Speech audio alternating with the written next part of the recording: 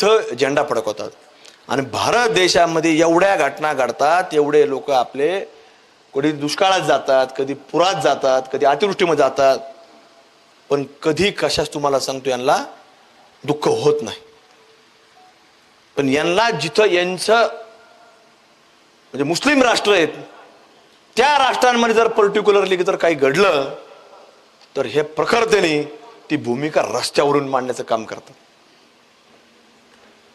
म्हणून आपल्या सुद्धा मंदिरांमध्ये ज्या ज्या वेळेला अशा काही घटना घडत असतील तर आपण सगळ्या गोष्टी बाजूला ठेवून, जसं याला ईद मध्ये जर समजतं, रमजानच्या महिन्यामध्ये जर त्याला ईदगाह मैदानावर तो खिशात जर झेंडा घालून आणता असं दुसऱ्या देशाचा, पण आजपर्यंत मला आठवत नाही की ईद मध्ये कुणी तिरंगा झेंडा फडकवला. कुणी शिवाजी महाराजांच्या बाबतीमध्ये तर कुणी बोललंय. एक तर ते उर्दू भाषेत बोलतात. आता काही काही लोकांचं मला आश्चर्य वाटतं, वाईट वाटतं की उठून सुटून ते राजकारण करत बसतात. कसं राजकारण करतात? हिंदी इथं चालणार नाही, हिंदी अमुक चालणार नाही.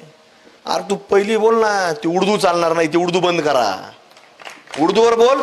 एकाही शाळेत उर्दू आम्ही शिकून देणार नाही, पण उर्दूवर कधी बोलणार नाही. का? फक्त मतं पाहिजेत. त्यामुळे महेश दादांनी सांगितलं की काय सांगितलं महेश दादांनी की अजिबात मतं नको. महेश दादा मी सुद्धा तसंच सांगून टाकलेलं आहे, अजिबात देऊ नको, तुला मागायला येणार नाही. आणि आमचं जर एखादं असेल सेक्युलर आलं, ते आलं आमच्या वतीनं कधी तर आम्हाला सांग, त्याचं लगेच तुला सांगतो त्याची करून पाठवून देऊ तुझ्याकडे. ते ठेवायलाच नको. तुम्हाला सांग, आपल्याने दिले तर ठीक, नाही दिलं तर चालूच आहे ना काम. कुठं भाकरी काय मिळणार नाही काय? म्हणून आपल्या सर्वांनी बारकाईने विचार करणं गरजेचं आहे.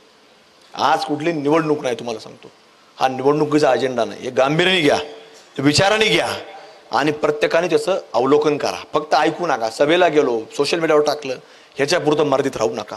हा विचार प्रत्येकाच्या मनामध्ये, हृदयाला स्पर्श केला पाहिजे, प्रत्येकाच्या डोक्यापर्यंत, शेवटच्या नसापर्यंत तो गेला पाहिजे. आणि जो जो पावलं पावली आपण कुठलाही कार्य करत असेल तर त्या प्रत्येक